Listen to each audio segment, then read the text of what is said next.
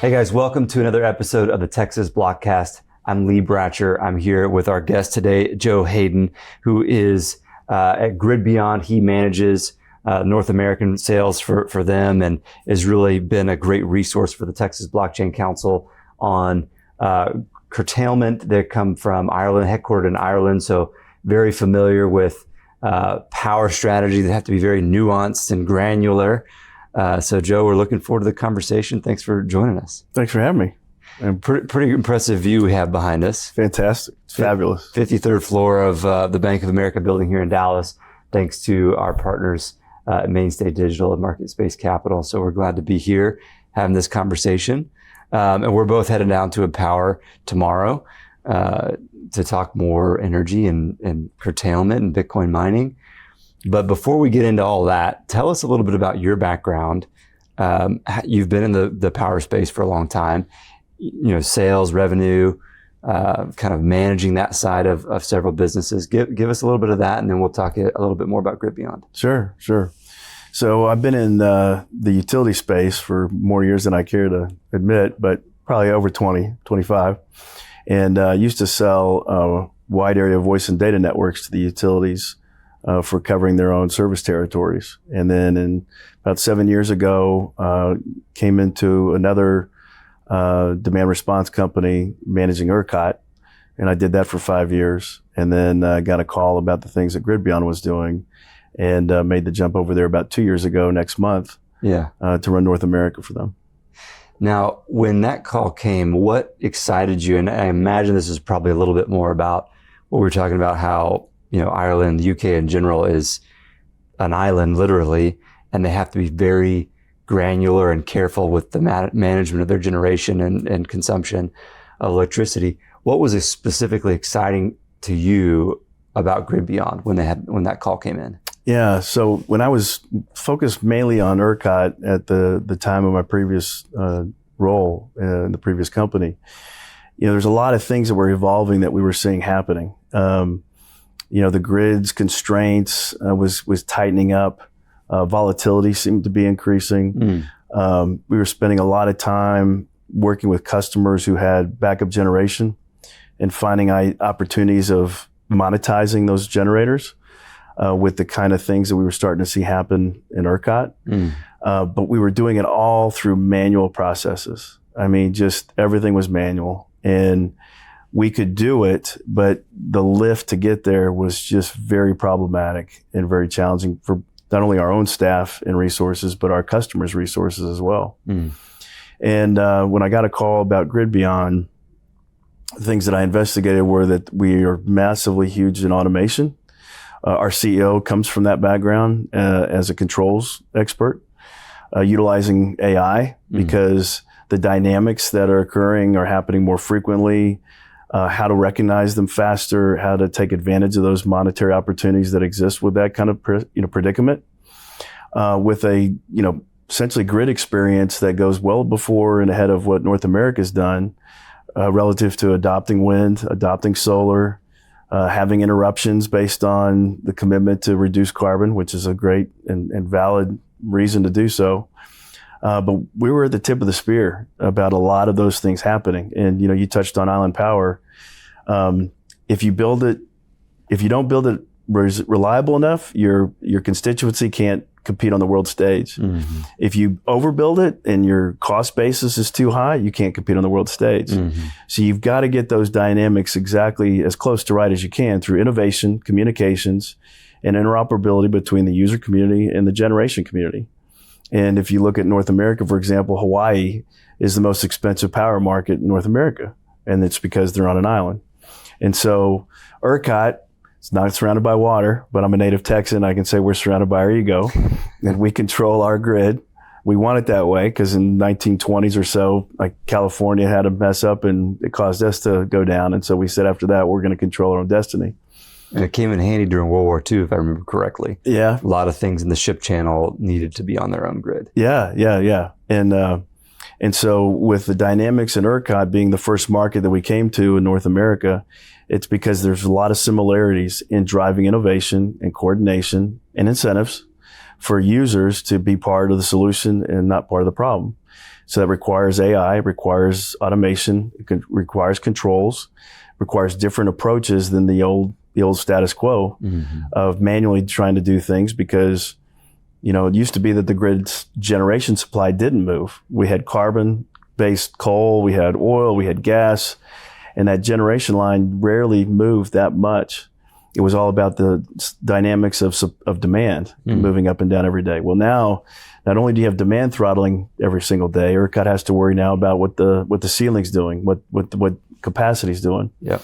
And so that really requires the user community to get on board and help with that commitment to reducing carbon and making a cleaner environment, but taking some hits when sometimes it's needed for the greater good.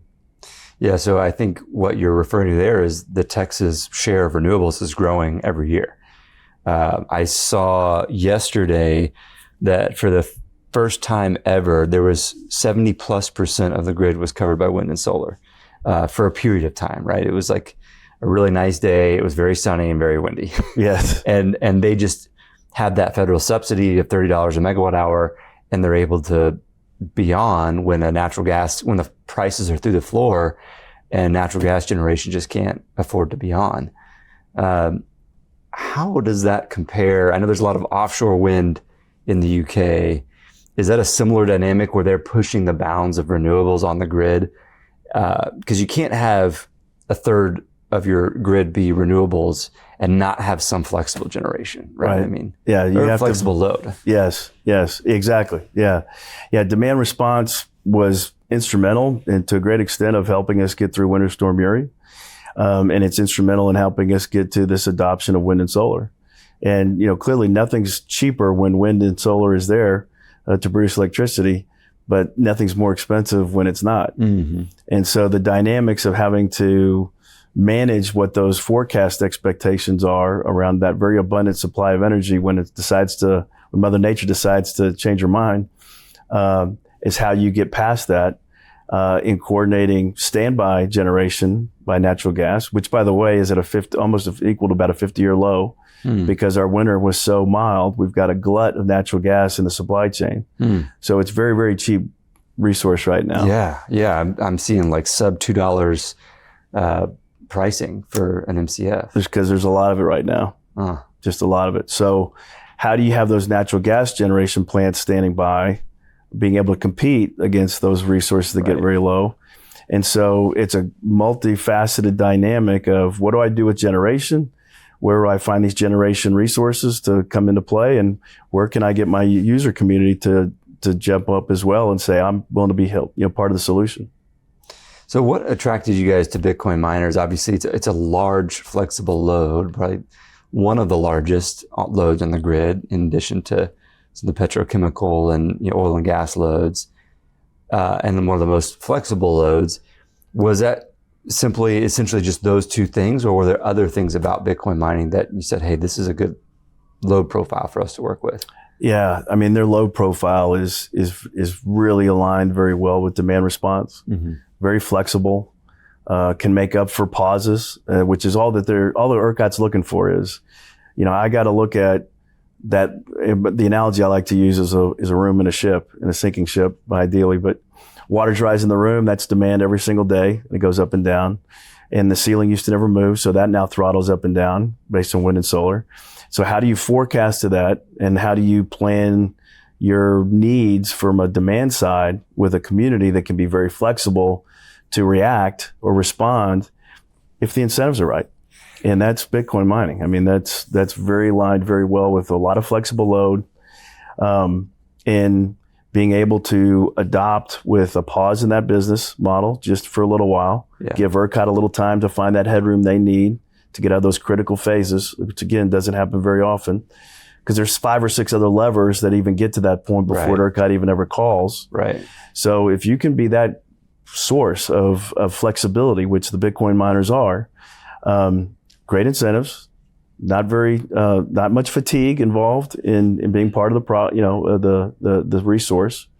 You can make it up later, and you can adopt a number of different energy strategies around participating depending on what your SLAs are and how often you're willing to curtail.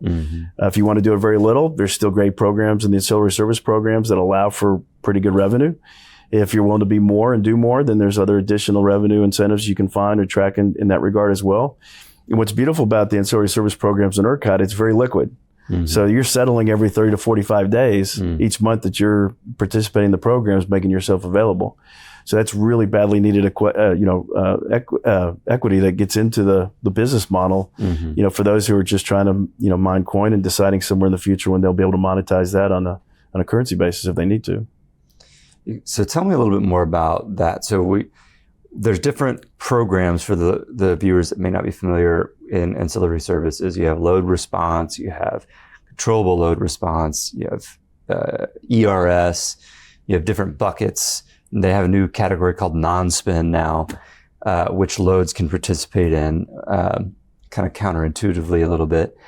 But what would be the largest, what do you see? And then there's also the economic curtailment. People who aren't even in ancillary services, but they're just watching the price of power. They don't have a hedge, so they're just trying to be an economic curtailer. And when it goes above their break even, they consider their curtailment options. Yes. Which bucket is the most active for you guys? Is it are you working with any economic curtailers, or are you only working with people in ancillary services? So we work with both. Both. Yeah. And so, and we're agnostic as far as the vertical goes, right? What we're trying to capture is flexible, non-critical load for somebody who's not at 100% capacity in what they're doing. And even if they are at 100% capacity, what GridBeyond's technology base brought over here was the ability to isolate and capture on the sub-meter level where those areas of headroom can be captured, those areas of flexibility that can then be monetized. So it's not the entire load, and it's not at the meter. Right. So from a Bitcoin mining standpoint, I'll go back to my analogy of a room in a ship. So the water level is rising. So that water level rising is demand. It's also pricing typically, right? So the higher the demand, the higher the prices go. So the first lever that nobody really is exposed to unless you're under a complete index price contract or an economic kind of DR thing you're placing is what's my SLAs, which typically is no more than 5% off time in the course of a year. What's that price point need to be to match that 5% SLA?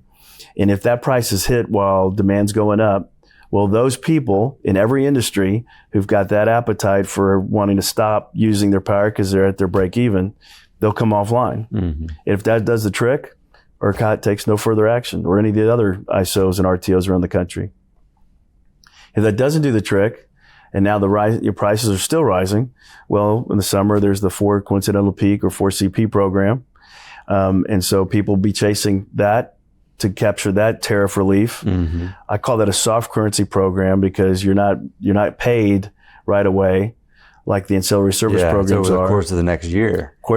Starting in January the following year, divided by 12 months. T&E, your transmission distribution is lower. That's right. And it's worth about $60,000 to $70,000 a megawatt a year.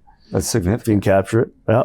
And so. And do you guys help people with that as well? We do. Computer-based monitoring of. Yep. Yeah. Forecasting. In ERCOT, it's a much more challenging market, but for our Bitcoin miners who operate in PJM, for example, we forecasted 7 peak days last year with a 2-hour dispatch and hit all 5. Wow. So a lot of unnecessary. They have a 5-month peak curtailment program in PJM. Seasonally, though, they don't reset every month like we do here. So it's a little bit different. Okay, so it could be 5 days within a season. Correct. Can all be in the same month. Yes, it could. Could be in the same week. Yeah. Fascinating. But which actually makes a little bit more sense.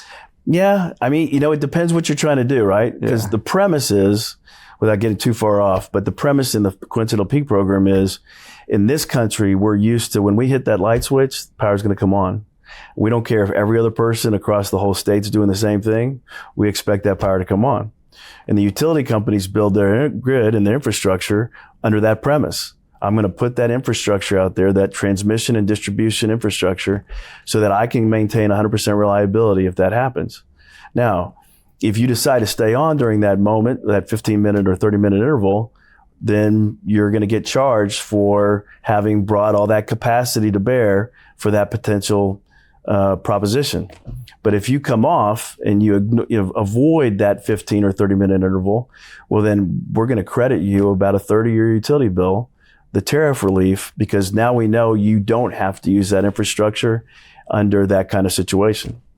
And so it's charging those who aren't paying attention to it, and it's rewarding those who can come off, so that the grid operators can kind of get a sense of how much flexibility really is out there if they absolutely have to have it or they need it. It's kind of a gaming kind of deal, Sure. but it works. I mean, it drives incentives. It's all completely voluntary. Yeah. If you miss 1 month, well, you lost 25% of the value. That's $60,000 to $70,000 a year off your tariff, but it's voluntary. So if it gets too much fatigue or too many interruptions, well, then step out and, just keep running.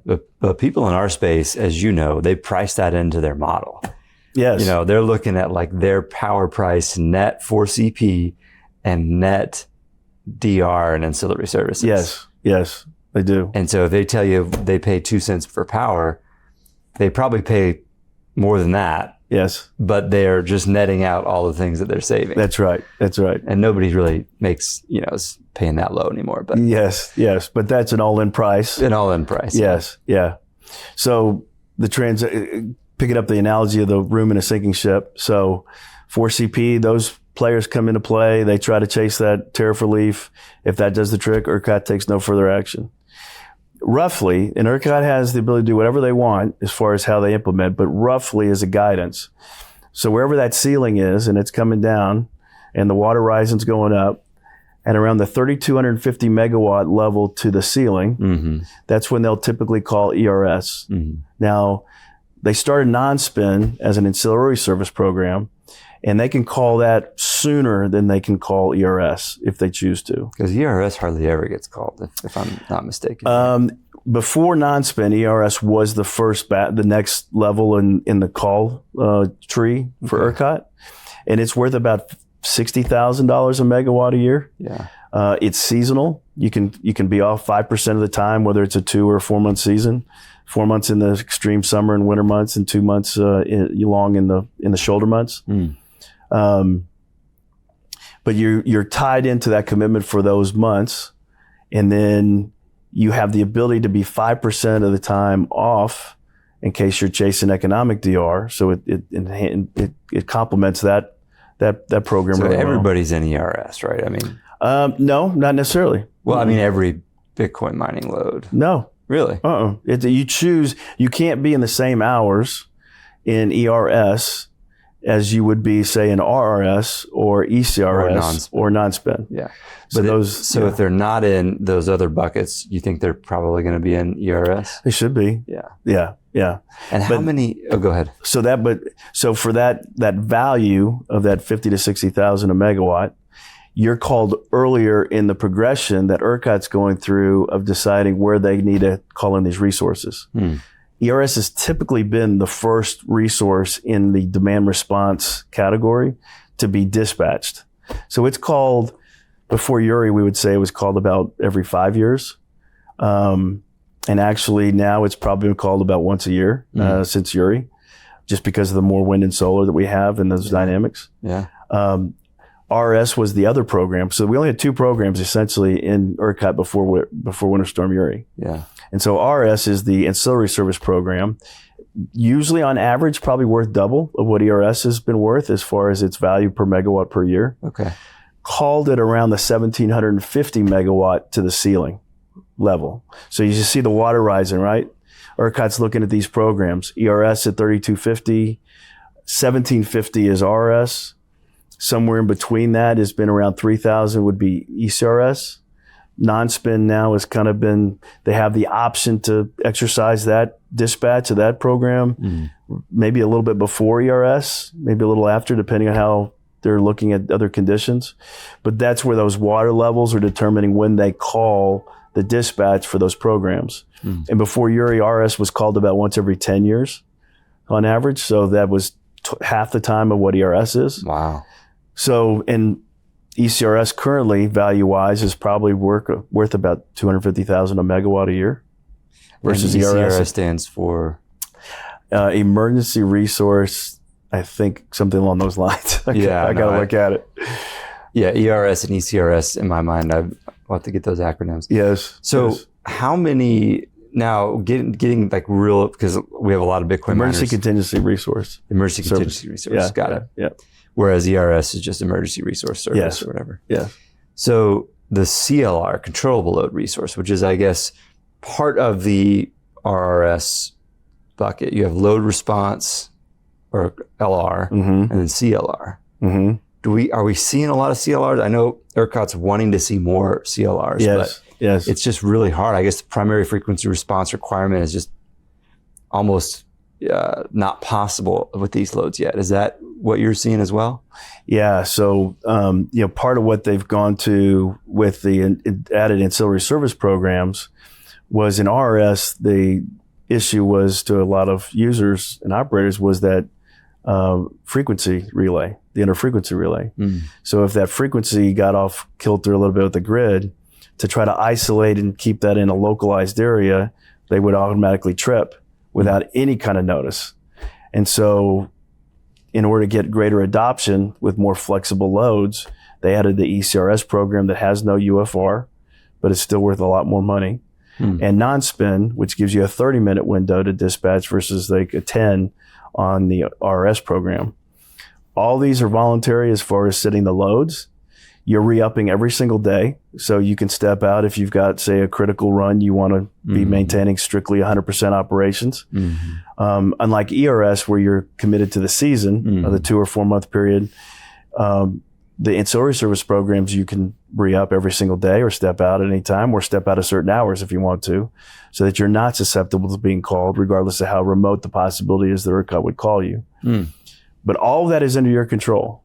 That is all under your purview. When you get into CRS, controllable, or CLR, controllable load resource, now you're not in control. Yeah. You're susceptible to somebody else calling the shots. Yeah. You may get paid very well and pretty handsomely for it. But that's where I think has been the biggest pushback from this particular user community. Yeah. And I'll be shocked if you could find other communities and other verticals that would be signing up to controllable load resource either, unless it just really aligns with the business model that makes sense. I'm not seeing enough incentive in CLR to get more load in there. Yeah. And I know the primary frequency response requirement is also a challenge. So it's almost like you could get more loads in there if they weren't doing frequency response. They didn't have that PFR requirement. And if there was some other incentive, because I know ERCOT really wants more load in CLR, because then it's in SCED and they have an exact, that load's following a base point and it's essentially dispatched automatically. Yep. Almost. Yes. That's pretty healthy for the grid, for their situational awareness. Yes. From ERCOT's perspective, but they're just not, the incentives aren't there, it seems like. Yeah. Yeah. Incentives, and I mean, to hand over the keys to the castle is that's a tough premise for anybody to get comfortable with, right? Yeah. But hopefully we move more in that direction. Hopefully the incentives start to be there where that handover is more worth it. Yeah. Yeah. And the kind of the dynamic of where the values have kind of been structured. So ERS for till about year before last, I think maybe last year, had about a $50 million funded mechanism to it. They increased that amount of money. And so based on the way potentially everyone's bidding in their loads into that program, could be worth more than the 50,000 on average per megawatt that it's been valued. It could get up to 60 or even more, even 70. In RS, we were long-term operating at a level on economic value of around 120,000 a megawatt a year. You get into this oversubscription where you have more players bringing their load into the programs. And ERCOT's not picking winners and losers there. They're essentially just they're going with the lowest bid, aren't they? They're giving a haircut to everybody on what that value per megawatt is.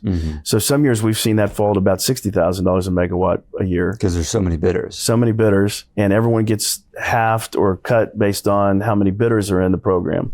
But now with ECRS, we're not seeing much proration there, though it's starting to creep up. Non-spin, the same thing. And so now you got 3 different ancillary service programs where you're able to dilute the amount of where there's subscription issues that are occurring. And so the values might be coming back up. until we see how much more load comes into play and how much more load ERCOT needs to play on the demand side of things to maintain that reliability that they're looking for the grid. I love it how like nerdy that was. So let's come back up to 30,000 feet for just a second, because I think getting into the weeds like that is so important for this industry and so important for like the digital asset community in general to be familiar with these kinds of conversations, because the way in which Bitcoin miners use energy is the most important thing about the infrastructure surrounding Bitcoin mining. Because if we used it indiscriminately, then our attackers would have more ammunition against us. Yep. If they don't believe in Bitcoin, then they think that it's wasted energy consumption. Yeah. But the way that we've talked about it and the way that it actually happens, even if you think Bitcoin is completely worthless, there's a lot of value that's created by this kind of energy consumption. Oh, absolutely. I mean, you know, Bitcoin mining compared to, say, other verticals using power, very contrarian to where everyone else is thinking, very allergic to high prices. Yeah. It's their biggest expense, or one of their biggest expenses, right, to operate. And so what does that mean? Well, when everyone else is wanting power and prices are rising, Bitcoin miners don't want to be online. So they just want to get out of the way. Yeah, which is when everybody else wants to crank their AC up. Exactly. And so being contrarian to and allergic to high prices and not wanting to be using power when everyone else is, not wanting to pay for high power when everyone else is paying high power, it's a vertical that has shown itself to be extremely flexible, which is a good thing for the grid. Because when everyone's offline, the infrastructure is being utilized by people who are doing something with the value. They're creating their value. Whether or not somebody decides that's value or not, that's subjective. It's subjective.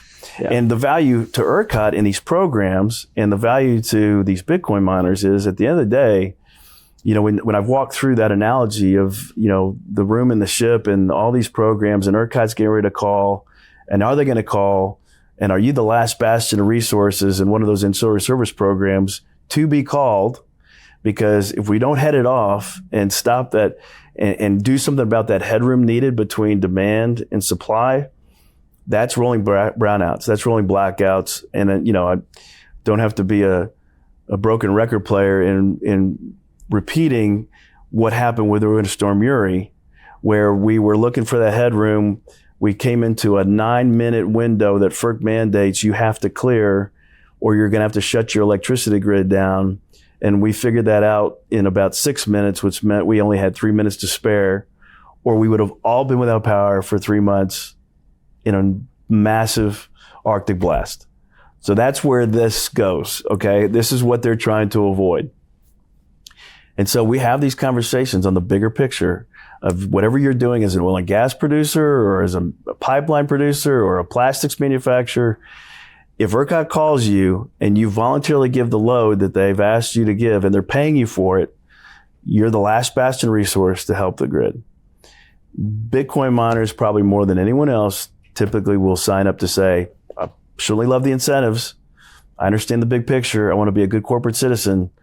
Yeah, I want to sign up in case ERCOT needs it. We have conversations in a lot of verticals, in other verticals, where at the end of that conversation, they say, I can't shut down. Not going to shut down, can't shut down, don't want to shut down. And so that's fair. I mean, it's your call. It's crazy with how much renewables are coming on the grid. I mean, with the pipeline of, you know, requests for how many solar alone there's like, you know, something like 100,000 megawatts of solar waiting to get approval to come on the grid. I mean, obviously only 10% of that's ever going to get built. We just can't sustain, you know, a third to a half of our grid being renewables without flexible loads. It's just not possible. And a lot of these solar projects now are getting married with storage. I mean, that's really where the next step is. And so GridBeyond's unique perspective, I guess, from a standpoint of kind of bringing this full circle to where I came on board, was only around demand response, having what I think would be the most innovative and, for lack of a better term, aggressive overall solution suite for this anticipation that a grid's going to need flexible demand response because of what we've seen in the UK and Ireland. Yeah. And now you bring that back a little bit, and we have SaaS solutions that are predicting what's going to happen tomorrow or by the hour or by the month, and giving foresight into how best to plan for what certain hours of the day are going to be best placed for, whether it's economic DR or an ancillary service program or an ERS program or something that allows you to capture more monetary value in your strategy around essentially deciding on an hour-to-hour basis, am I better off economically making my widget or mining my Bitcoin, or am I better being in the power business? Yeah. And the Bitcoin miners are figuring this thing out. But the longer term, if the grid operator is not making good decisions and we're seeing too much volatility, what do I need to do as a user in this space? Do I move to another place that's going to have more stable power? Or do I figure out how to control my own destiny by putting batteries in place? And we'll help you with that. I mean, we'll fund the batteries on our CapEx, and then we'll share those revenue savings or revenue earnings with those batteries on site. You guys currently do that? We do that, yeah. So sort of like an investment fund that enters into a joint venture with the entity that's consuming. Yeah, we fund the funds, and we'll put the batteries in place. We'll run the economic models over a 10-year period, and we'll find out what the arbitrage value is of those batteries with that solar or batteries with that PPA, and we'll figure out how to charge during low prices, discharge during high prices, and capture all the demand response or economic value around those revenue streams. And that's a very similar, like, there are around 2,000 megawatts of batteries installed in Texas in ERCOT, or what are your current estimates? It's I haven't looked at the numbers recently, but growing all the time. Yeah, and it's starting to become more economical because of that volatility, right? Because they have more charge time where prices are low. Yes, and then you have some peaks where you can really. I guess the peaks are few and far between, though. The batteries are 4-hour batteries, right? 4 or 2 or 1, 2, or 4. 1, 2, or 4, depending on your megawatt, per hour charge rate. So you're really wanting for more volatility in a shorter period. Yeah, but two dynamics are occurring: higher prices and extreme prices around very few hours, with costs coming down on the ability to manufacture and produce batteries. Okay. And so there's this, equilibrium that we're kind of trying to find, but it's always moving. But over a 10-year period, we're willing to put, we're willing to eat our own dog food on what our forecasting is. Risk on that. Yeah. What's like the typical, and you may not be able to share this, but like with a client that you're finding capital for that, what's the IRR? Is there some degraded or a willingness to take a lower return because of the sort of the social benefit of having more batteries, or is it like on par with other projects? I'd say it's pretty financially based. Yeah. It's people who want to put money to work. Just the economics. Just the economics. And we don't have to own the batteries. If the client wants to buy their own batteries, we'll operate them the same exact way, manage them for them through an energy management system. Do they ever just loan? Do you ever just loan them the money, or do they always do a joint venture or buy them? Yeah, it happened the third way too. Yeah, we don't loan money. We're not a bank. Yeah. Yeah, I was going to say that could get a little. Yeah. But then you could repossess the asset if you needed to. But but it's almost a similar premise with us owning the batteries and putting them on site. We just look for a 10-year commitment because that's kind of the time frame of which. Because you don't know. There's, like I said, there's dynamics working all the time on either pricing coming down on batteries or the volatility going up. The further out you are, the risk goes up. That's it. And more batteries come into play, but also more and more wind and solar come into play. And what you can probably think about the grid is there's been multiple displacements, right? It's not been, and displacement I think is the right term, meaning something's going to go away, but something's going to take its place. And so if you go back in the history of the grid, it was carbon-based wood, producing fire, producing steam, right? And then from steam, it went from wood to coal, and then from coal to natural gas, then natural gas to wind and solar. And so there's just been this displacement of resources for various reasons, mainly economic. But now it's kind of a combination of both, with desire to have a cleaner environment. And economics. Yeah. And the subsidies are going away, and so it's going to be displaced as well over time. I mean, my crystal ball is as good as anybody else's, or worse as anybody else's. But yeah, it's so important. I feel like very few Americans understand these dynamics. Like, be totally lost in the conversation that we've just had. But I'll repeat it. It is important for people in the digital asset industry to be extremely, even if they're not a Bitcoin miner. Yes. Got to understand the grid, because our industry is predicated on proof of work. Yes. Which is an energy consuming. Now, that's not true for Ethereum. It's proof of stake, right? And that's not true for some of the other assets. But, over 50% of the market cap of all digital assets is predicated on proof of work. That's significant for a multi-trillion-dollar industry. Yeah. And I think people outside of this are like, yeah, those power people or those Bitcoin miners, they'll get it. Like, no. You got to understand it, because people are going to ask questions, and the media is going to ask questions. You can't just say you don't know. Right. Right. We're all advocates. Yeah, we all have to be advocates. Yeah.